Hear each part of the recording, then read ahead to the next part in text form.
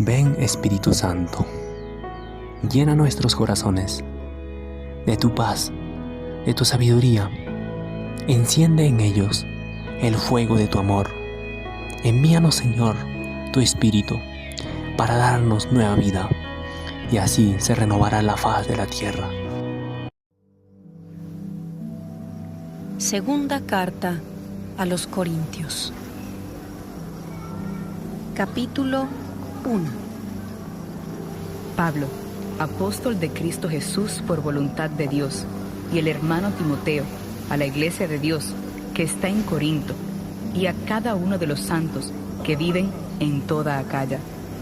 Gracia y paz a ustedes de parte de Dios, nuestro Padre, y de Jesucristo, el Señor. Bendito sea Dios, Padre de nuestro Señor Jesucristo, Padre misericordioso y Dios de todo consuelo. Él nos consuela en todos nuestros sufrimientos, para que nosotros también, con el consuelo que recibimos de Dios, podamos consolar a los que pasan por cualquier sufrimiento. En efecto, porque así como los padecimientos de Cristo abundan en nosotros, así también abunda en nosotros el consuelo que viene de Cristo. Si tenemos que sufrir, es para consuelo y salvación de ustedes.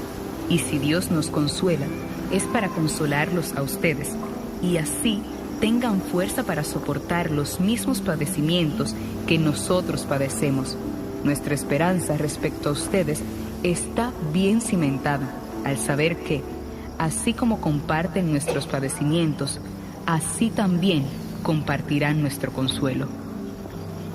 Hermanos, no queremos que desconozcan el sufrimiento que pasamos en la provincia de Asia, que nos abrumó por encima de nuestras fuerzas, hasta casi perder la esperanza de continuar con vida.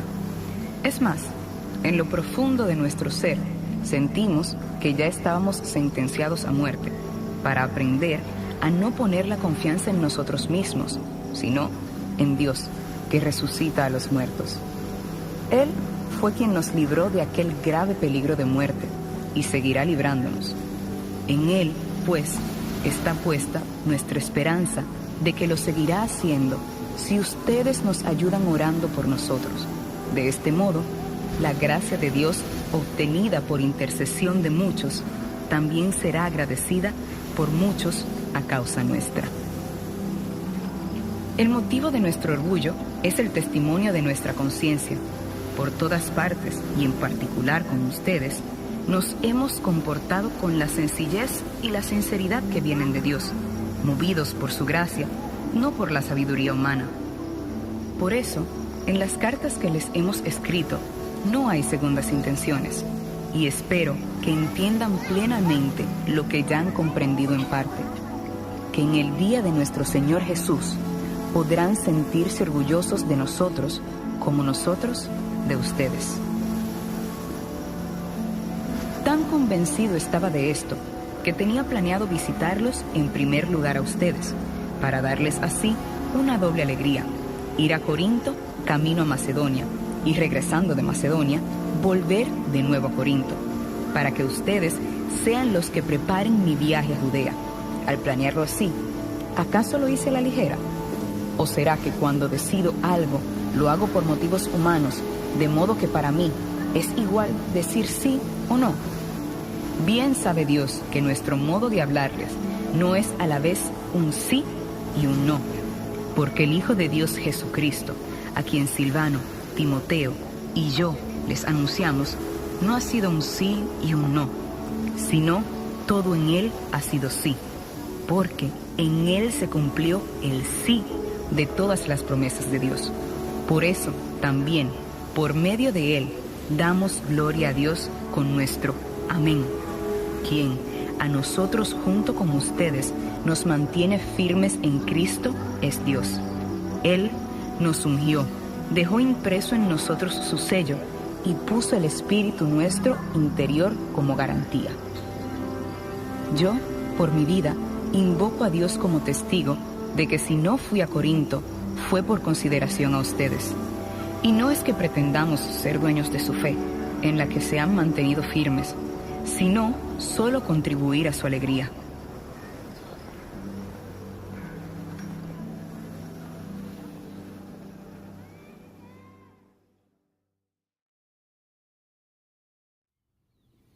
Capítulo 2. Por eso tomé la decisión de no visitarlos de nuevo, para no causarles tristeza, porque si soy yo quien les causa tristeza, ¿cómo puedo esperar que sea causa de mi alegría aquel mismo al que yo entristecí? Y si les escribí como lo hice, fue para que cuando llegara no me causaran tristeza quienes debían de alegrarme, convencido como lo estoy de que todos ustedes saben que mi alegría es la de todos ustedes. Les escribí llorando amargamente por tanto sufrimiento y angustia de corazón, pero no fue para causarles tristeza, sino para que se dieran cuenta del amor tan grande que les tengo. Y si alguno ha sido causa de tristeza, no solo me entristeció a mí, sino en cierto modo, aunque sin exagerar, también a todos ustedes. Y para ese ya es suficiente el castigo impuesto por la mayoría. Ahora es mejor que lo perdonen y lo consuelen, no sea que la excesiva tristeza le consuma por completo. Por eso les ruego que le den claras muestras de amor. Les escribí precisamente para ponerlos a prueba y ver si son obedientes en todo. A quien ustedes ya han perdonado, yo también. Porque si algo tuve que perdonar, ya lo he perdonado, y lo hice por ustedes, y en presencia de Cristo, para que Satanás no se aproveche de nosotros, pues conocemos bien sus intenciones. Cuando llegué a Tróade para proclamar el Evangelio de Cristo, aunque ya se me abría una puerta para trabajar por el Señor, mi espíritu no estaba sereno, porque no encontré a mi hermano Tito. Por eso me despedí de ellos y salí para Macedonia. Gracias sean dadas a Dios, que en Cristo nos incorpora siempre en ese cortejo triunfal, y por medio nuestro esparce el aroma de su conocimiento en todo lugar, porque somos para Dios fragante aroma de Cristo, tanto entre quienes se salvan como entre quienes se pierden. Para estos, aroma de muerte, que lleva a la muerte; para aquellos, aroma de vida, que lleva a la vida. Y para algo así, ¿quién está capacitado? Porque nosotros no somos como tantos otros que negocian con la palabra de Dios. Al contrario, hablamos de Cristo con sinceridad, como enviados de Dios y en presencia de Dios.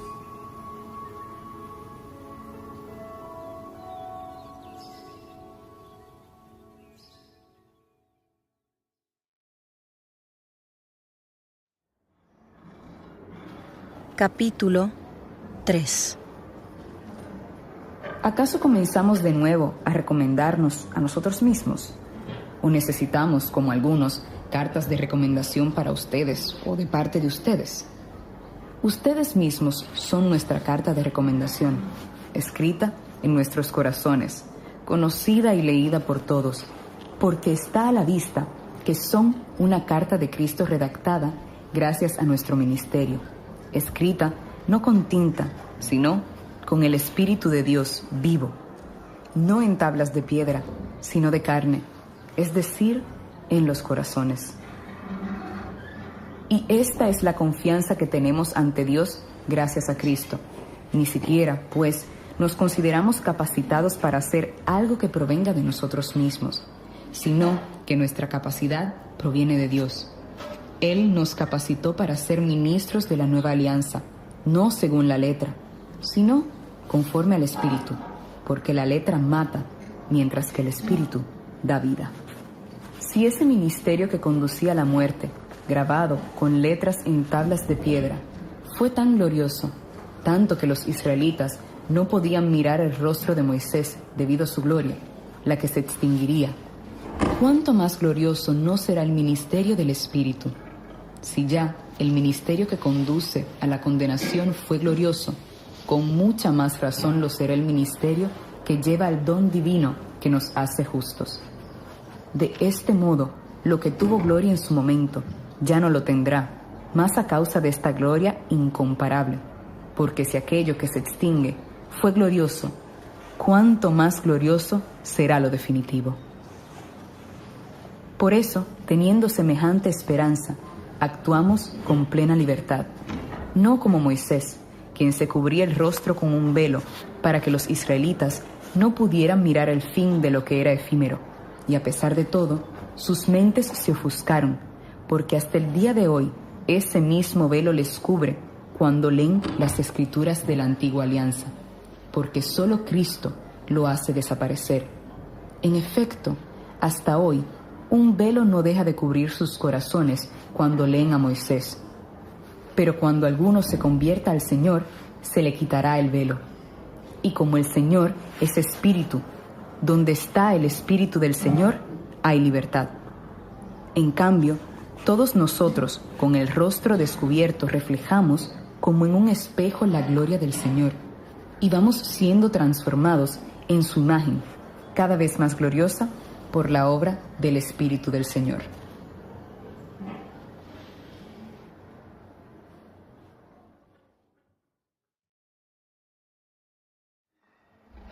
Capítulo 4. Ya que por la misericordia de Dios hemos recibido este ministerio, no nos desanimamos, más bien renunciamos a comportamientos fingidos que avergüenzan, así como a proceder con intrigas y a falsificar la palabra de Dios. Al contrario, al poner de manifiesto la verdad, nos sometemos nosotros mismos ante Dios al juicio de conciencia de quien sea. Pero si aún nuestro evangelio sigue oculto, lo está para quienes se pierden, para esos incrédulos a los que el Dios de este mundo cegó sus inteligencias, de modo que no vean brillar la luz del glorioso evangelio de Cristo, quien es imagen de Dios. Porque no nos anunciamos a nosotros mismos, sino a Jesús como Cristo y Señor, pues no somos más que servidores de ustedes por causa de Jesús. Pues Dios, que dijo: brille la luz en medio de las tinieblas, es quien la hizo brillar en nuestros corazones, para que irradiemos el glorioso conocimiento de Dios, reflejado en el rostro de Jesucristo. Sin embargo, llevamos este tesoro en vasijas de barro, para que quede claro que ese poder tan extraordinario proviene de Dios y no de nosotros. Estamos acosados por todas partes, pero no angustiados, desorientados, pero no desesperados, perseguidos, pero no abandonados, derribados, pero no aniquilados.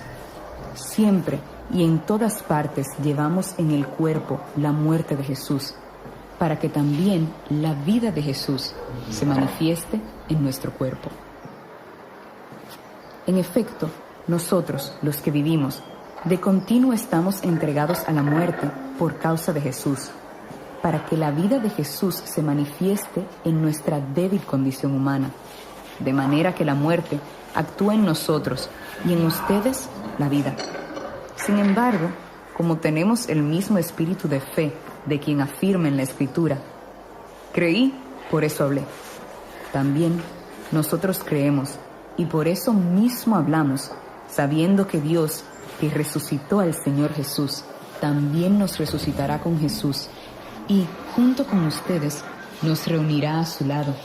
Y todo esto es en bien de ustedes, para que, cuanto más reciban la gracia por obra de muchos, mayor sea la acción de gracias para gloria de Dios.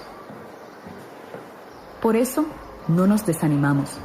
Al contrario, aunque nuestra condición humana se vaya deteriorando, nuestro interior se renueva día a día, porque nuestros sufrimientos, aunque leves por el momento, nos preparan una gloria incalculable y eterna a cuantos no ponemos la mirada en lo que se ve, sino en lo que no se ve, porque aquello que se ve es temporal, en cambio, lo que no se ve es eterno.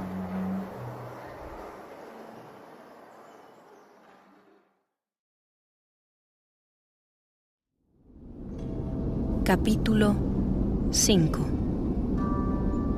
En efecto, sabemos que, aunque la tienda de nuestra morada corporal se desmorone, tenemos una casa hecha por Dios, una morada eterna en los cielos, que no ha sido construida por manos humanas, y entre tanto suspiramos, anhelando ser revestidos de nuestra morada celestial, en el supuesto de que realmente seamos revestidos y no despojados de ella.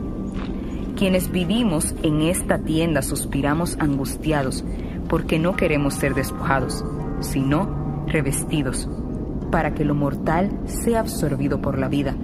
Y quien nos ha preparado precisamente para esto es Dios, dándonos el Espíritu como garantía.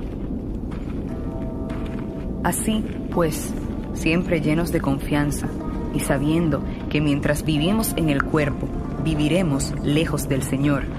Aunque caminamos guiados por la fe y no por lo que vemos, mantenemos la confianza y preferimos despojarnos de este cuerpo para vivir junto al Señor. Pero ya sea que vivamos con Él o en este cuerpo lejos de Él, lo que deseamos es agradarle.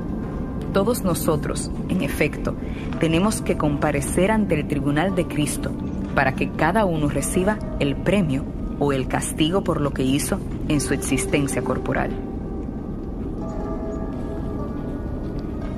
Por eso, conocedores del respeto que le debemos al Señor, buscamos convencer a los hombres, puesto que para Dios es evidente lo que somos, y también espero que lo sea para la conciencia de ustedes. No es que estemos de nuevo recomendándonos ante ustedes, sino dándoles la oportunidad de que se sientan orgullosos de nosotros, para que tengan que responder a quienes ponen su orgullo en las apariencias y no en lo que hay en su corazón. En efecto, si dimos la impresión de perder la cordura, fue por Dios. Y si ahora somos cuerdos, es por ustedes. Porque el amor de Cristo nos apremia al pensar que, si uno murió por todos, es porque todos murieron. Y Cristo murió por todos, para que los que viven ya no vivan para sí mismos, sino para quien murió y resucitó por ellos. Así que desde ahora ya no valoramos a nadie con criterios humanos. Y si alguna vez valoramos así a Cristo, ahora ya no lo hacemos. Porque si alguno vive en Cristo, es una nueva creación. Lo viejo ya ha pasado. Ahora todo es nuevo. Todo proviene de Dios, quien nos reconcilió consigo por medio de Cristo, confiándonos el ministerio de la reconciliación. Es decir, Dios reconcilió consigo al mundo en Cristo al no tener en cuenta los delitos de la humanidad. Y este mensaje de reconciliación nos lo confió a nosotros. Por esto somos embajadores de Cristo. Y como si Dios mismo lo exhortara por medio nuestro, les suplicamos en nombre de Cristo: reconcíliense con Dios. A quien no cometió pecado, Dios lo asemejó al pecado por nosotros, para que en Él alcanzáramos el don divino que hace justos.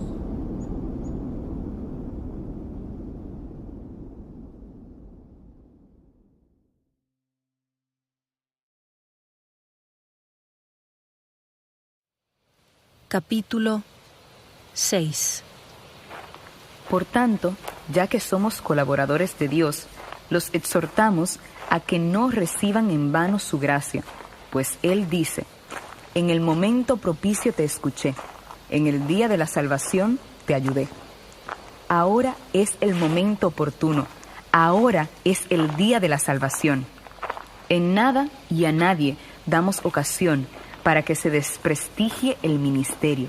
Al contrario, siempre hemos demostrado ser ministros de Dios, sin nunca desfallecer en medio de sufrimientos, necesidades, angustias, golpes, cárceles, motines, fatigas, noches sin dormir y días sin comer.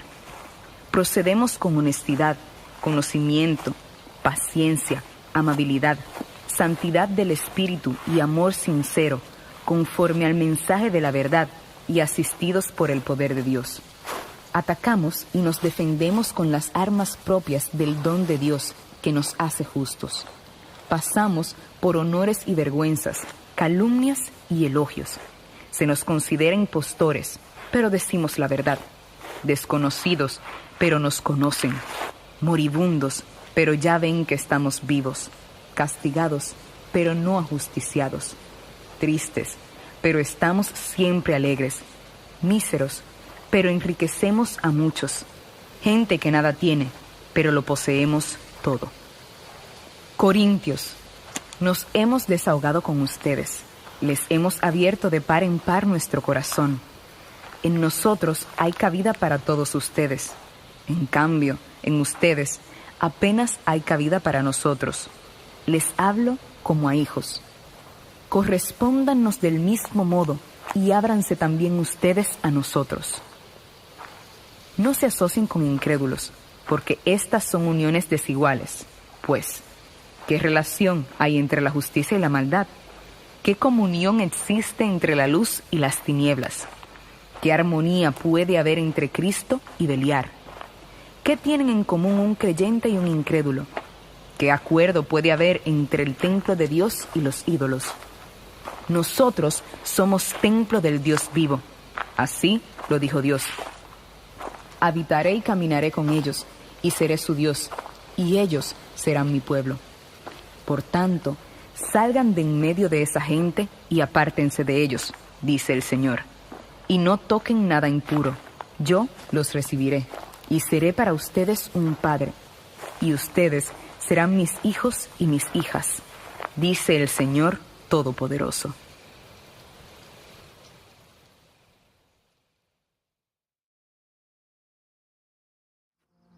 Capítulo 7. Ya que tenemos estas promesas, queridos hermanos, purifiquémonos de todo lo que mancha el cuerpo y el espíritu, y llevemos a término la santificación respetando a Dios. Hágannos un lugar en ustedes, pues a nadie perjudicamos, a ninguno arruinamos, de nadie nos aprovechamos. Y no digo esto para condenar a alguno, porque ya les he dicho que los llevamos en nuestros corazones, unidos en la vida y en la muerte.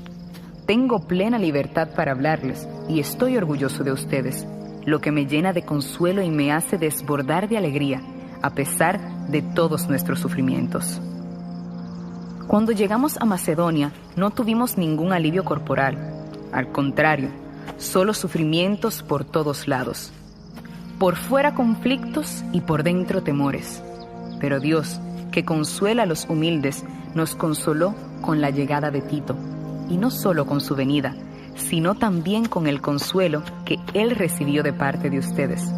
En efecto, nos contó del anhelo que tienen de verme, de su llanto y afán por mí, lo cual me alegró más todavía.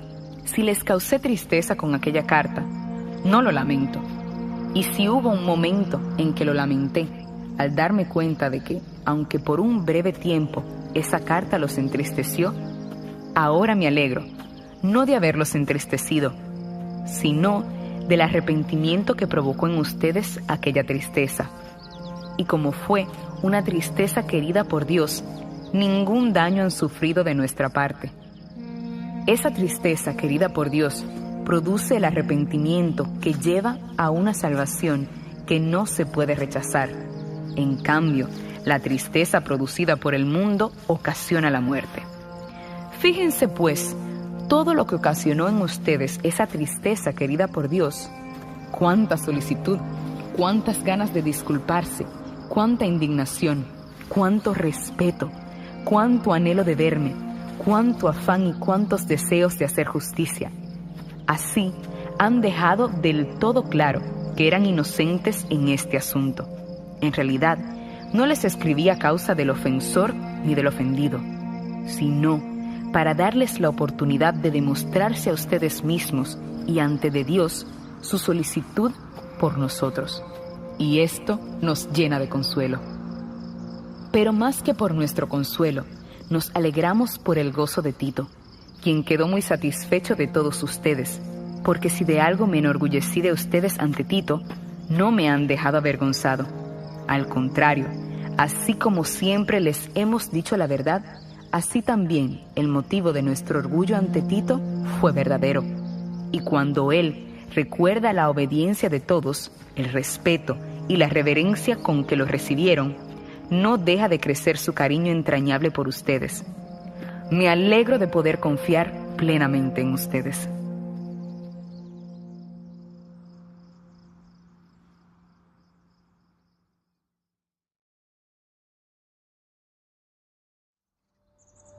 Capítulo 8. Hermanos, les damos a conocer la gracia que Dios ha otorgado a las comunidades de Macedonia, porque ellas, a pesar de haber sido probadas con un gran sufrimiento, desbordan de alegría y de su extrema pobreza han derrochado generosidad. Doy testimonio de que aportan mucho más de lo que sus posibilidades le permitían, y por propia iniciativa nos pidieron con gran insistencia la gracia de participar en este servicio en bien de los santos. Ellos incluso superaron nuestras expectativas, pues primero se entregaron a sí mismos al Señor y luego a nosotros, siguiendo la voluntad de Dios.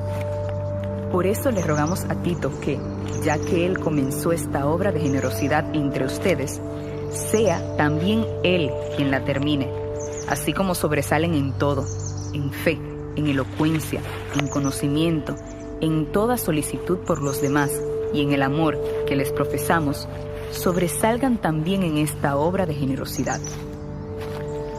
No digo esto como una orden, sino para comprobar, mediante la solicitud por los demás, la autenticidad del amor de ustedes.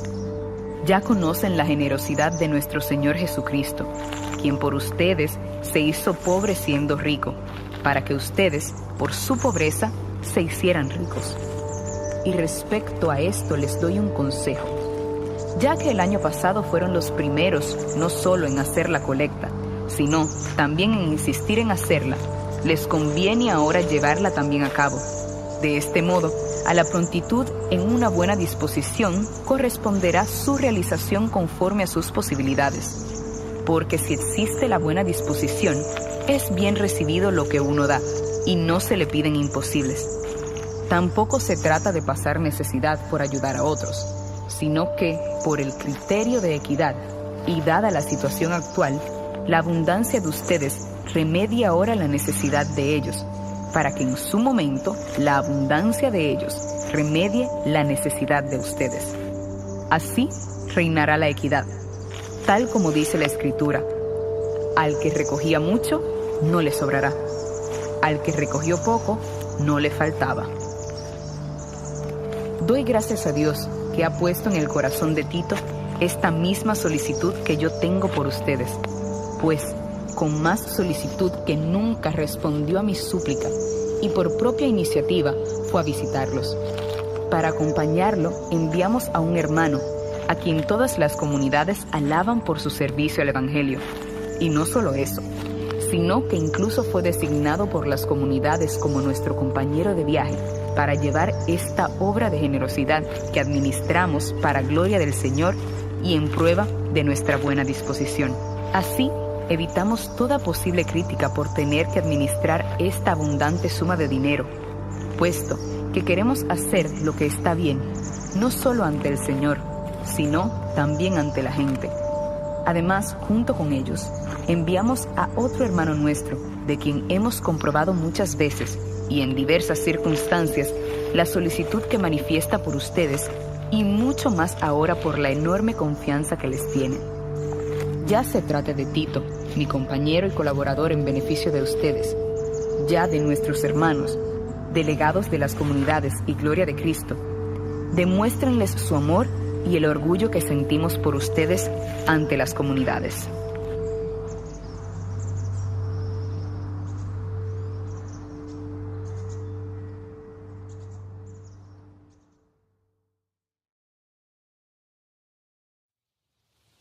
Capítulo 9. Casi no es necesario que les escriba acerca de este servicio en favor de los santos, pues conozco la buena disposición de ustedes, la que me llena de orgullo ante los macedonios, a quienes les digo: los de Acaya estaban preparados desde el año pasado. De este modo, el celo de ustedes estimula a muchísimos. Con todo, envío a los hermanos para que nuestro orgullo por ustedes no se vea defraudado en este asunto. Así que, como les decía, estén preparados, no sea que si los macedonios que van conmigo los encuentren mal preparados, nosotros quedemos en ridículo, por no decir ustedes, en este asunto. Por ello, consideré necesario pedir a los hermanos que se adelantaran y tuvieran preparada la contribución que habían prometido, de manera que sea una contribución realmente generosa y no una muestra de tacañería. Tengan presente esto: a sembrador mezquino, cosecha mezquina; a sembrador generoso, cosecha generosa. Que cada uno aporte lo que le dicte su corazón, no de mala gana ni por obligación, porque Dios ama a quien da con alegría. Dios, por su parte, tiene poder para colmarlos con la abundancia de sus dones, para que además de tener lo suficiente, siempre y en todo, les quede incluso para hacer toda clase de obras buenas. Así lo afirma la Escritura: distribuyó con generosidad a los pobres, su gratitud dura para siempre. Dios, quien provee semilla al sembrador y pan para comer, proveerá y multiplicará la semilla de ustedes y hará crecer los frutos de su gratitud. Así, enriquecidos en todo por Dios, podrán dar con tal generosidad, la que redundará en acción de gracias a Dios por nuestra mediación. Porque este servicio sagrado no solo remedia las necesidades de los santos, sino que también suscita muchas acciones de gracias a Dios, ya que, al comprobar el valor de este servicio, darán gloria a Dios por la obediencia con la que ustedes profesan su fe en el Evangelio de Cristo y por su generosa solidaridad con ellos y con todos. Al ver el don extraordinario que han recibido de Dios, ellos expresarán su afecto orando por ustedes. Demos gracias a Dios por su inefable favor.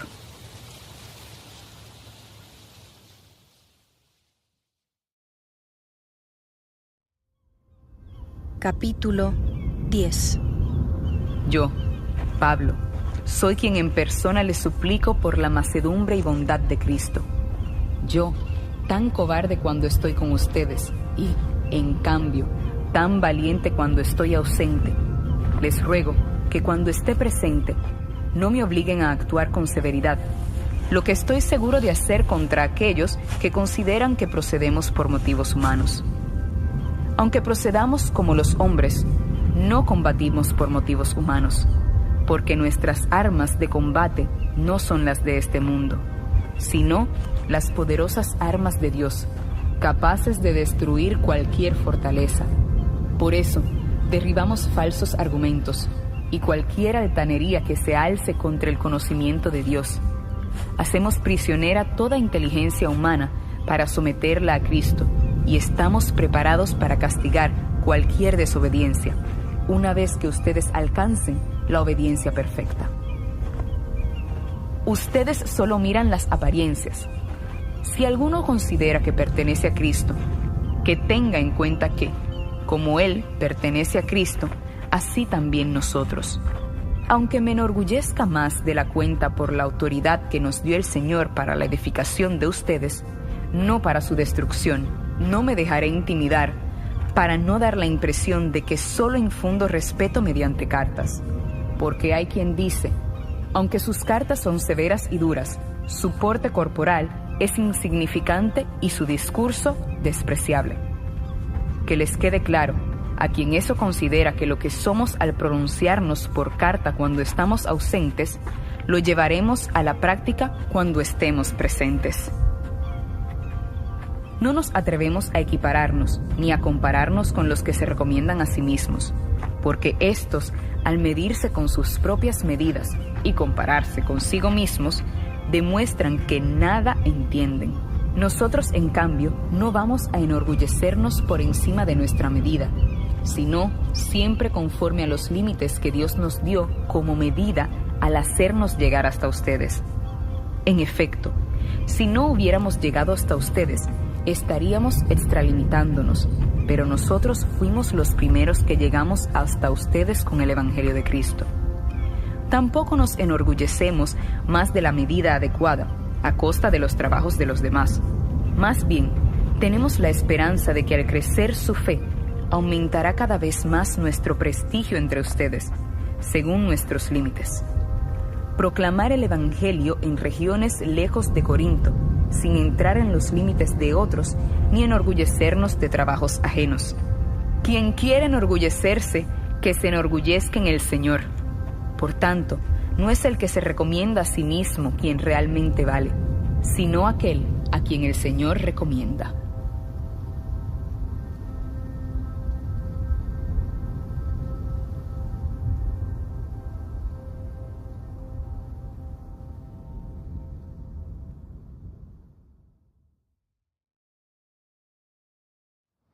Capítulo 11. Ojalá me tolerarán esta pequeña insensatez. Sé que lo harán. Siento celos de ustedes, con un celo que viene de Dios, porque los prometí en matrimonio a un solo marido, Cristo, presentándolos a Él como una virgen pura. Sin embargo, me temo que, así como la serpiente sedujo a Eva con su astucia, también los pensamientos de ustedes los aparten de la sencillez y la honestidad debidas a Cristo, porque toleran con gusto al que llega y les proclama un Jesús distinto del que les proclamamos, o les propone recibir un espíritu distinto del que recibieron, o aceptar un evangelio distinto del que aceptaron. Considero que en nada soy inferior a esos superapóstoles. En efecto, si carezco de elocuencia, no me falta conocimiento, como se lo hemos demostrado siempre y en toda circunstancia. ¿Cometí un error al humillarme para que ustedes fueran engrandecidos? Lo digo porque les anuncié gratuitamente el Evangelio de Dios. Para estar al servicio de ustedes, he despojado a otras comunidades, aceptando sus subsidios. Así, mientras estuve con ustedes y aún pasando necesidades, no fui una carga financiera para nadie, porque los hermanos que vinieron de Macedonia las remediaron. Siempre me he mantenido sin ser una carga para ustedes. Así me mantendré. Les aseguro por Cristo que está en mí, que nadie me arrebatará en las regiones de Acaya este motivo de gloria. ¿Por qué esto? Porque no los quiero. Dios sabe que sí. Y esto que hago, lo seguiré haciendo, para no dar ninguna oportunidad a aquellos que buscan un pretexto para enorgullecerse de ser como nosotros. Porque esa gente son falsos apóstoles, trabajadores tramposos, disfrazados de apóstoles de Cristo. Y no debe sorprendernos, porque si el mismo Satanás se disfraza de ángel de luz, no es de extrañar que también quienes están a su servicio se disfracen de servidores del don de Dios que hace justos. Pero su final será el que merecen sus obras. Lo repito, que nadie me considera un insensato, o en todo caso, acéptenme como tal, para que también yo pueda enorgullecerme un poco. Y dado que voy a enorgullecerme, lo que diré no lo digo conforme al Señor, sino más bien como un insensato. Ya que muchos se enorgullecen por motivos humanos, también yo lo haré. Menos mal que ustedes, que se tienen por tan prudentes, toleran con gusto a los insensatos. Toleran que algunos les esclavicen, los exploten, los engañen, los humillen, les golpeen el rostro. Para mi vergüenza lo digo, cuán débiles hemos sido con ustedes. Y a lo mismo que alguien se atreva, lo digo como un insensato, me atreveré yo. Ellos son hebreos, también yo. Son israelitas, lo mismo yo. Descendientes de Abraham, también yo. Son servidores de Cristo, hablaré como un necio, yo más que ellos. Les aventajo en fatigas, en prisiones y muchas más, en palizas y en muchas ocasiones en peligros de muerte. Los judíos me han azotado 5 veces con los 39 azotes de rigor. 3 veces fui golpeado con varas. 1 vez me apedrearon. 3 veces he naufragado y pasé un día y una noche en alta mar. Los viajes han sido muchos, con peligros al cruzar ríos y ser asaltados. Peligros de mis compatriotas y de los no judíos. Peligros en la ciudad, en despoblado y en el mar. Peligros por parte de falsos hermanos, con cansancio y fatiga, con muchas noches en vela, pasando hambre y sed, a menudo sin comer, con frío y sin ropa. Y además de todo esto, agreguen el peso de cada día por la atención de todas las comunidades. ¿Alguno se debilita sin que yo me debilite? ¿Alguno es inducido a pecar sin que yo me enfurezca. Si hay que enorgullecerse, me sentiré orgulloso de mis debilidades. Dios, el Padre de nuestro Señor Jesús, quien sea bendito por siempre, sabe que no miento. En Damasco, el gobernador del rey Aretas vigilaba la ciudad de los damasenos para arrestarme, pero escapé de sus manos cuando por una ventana me descolgaron en un canasto muro abajo.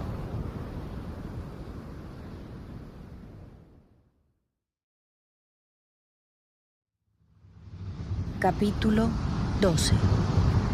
Si debo sentirme orgulloso, aunque de nada sirve, lo haré de las visiones y revelaciones que me concedió el Señor. Conozco a un cristiano que hace 14 años fue arrebatado hasta el tercer cielo. No sé si con el cuerpo, no sé si fuera de él. Dios lo sabe, pero sé muy bien que ese hombre, repito, no sé si con el cuerpo o fuera de él, Dios lo sabe, fue arrebatado al paraíso y escuchó palabras inefables que ningún ser humano podrá expresar. De alguien así me podría enorgullecer, pero en lo que respecta a mí, solo me sentiré orgulloso de mis debilidades. Si quisiera enorgullecerme, no sería un insensato, porque digo la verdad. Sin embargo, me abstengo de hacerlo, para que nadie me atribuya más de lo que ve en mí, o de lo que oye acerca de mí, a causa de tantas sublimes revelaciones, y para que no me engría. Tengo una espina clavada en el cuerpo, un emisario de Satanás que me golpea, para que no me engría. 3 veces le he pedido al Señor para que la aparte de mí, y Él me dijo: te basta mi gracia, porque mi poder se manifiesta plenamente en la debilidad. Por consiguiente, por sumo gusto, sentiré orgullo de mis debilidades, para que habite en mí el poder de Cristo. Por eso, me complazco en las debilidades sufridas por Cristo, injurias, maltratos, persecuciones y angustias, porque cuando soy débil, entonces soy fuerte. Si he llegado a ser un insensato, ustedes me obligaron. En efecto, les correspondía a ustedes recomendarme, porque, aunque nada soy, en nada he sido inferior a esos superapóstoles. Por cierto, los signos distintivos del apóstol los han visto realizarse entre ustedes: paciencia a toda prueba, signos, portentos y milagros. ¿Qué desventaja tuvieron respecto a las demás comunidades?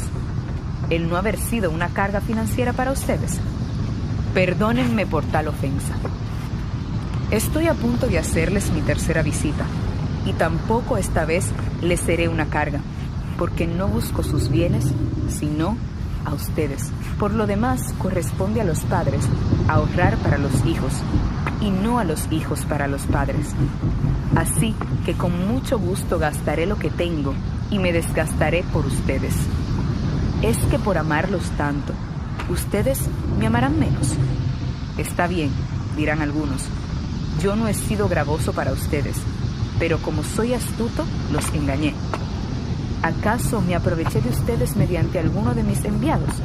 A Tito le rogué que fuera a visitarlos, y envié a otro hermano con él. ¿Acaso Tito se aprovechó de ustedes? ¿No nos comportamos ambos con el mismo espíritu y de la misma manera? Tal vez piensen que desde hace rato nos estamos justificando ante ustedes. Hablamos como cristianos delante de Dios. Todo, queridos hermanos, lo he hecho para edificación de ustedes. Temo que cuando los visite no los encuentre como yo quisiera, y que tampoco ustedes me encuentren como quisieran. Temo encontrarme con discordias, celos, enojos, rivalidades, calumnias, chismes, arrogancias y desórdenes. Temo que en mi próxima visita, mi Dios me humille por causa de ustedes y tenga que llorar por tantos que han pecado y no se han convertido de la impureza, la lujuria y el desenfreno que practicaban.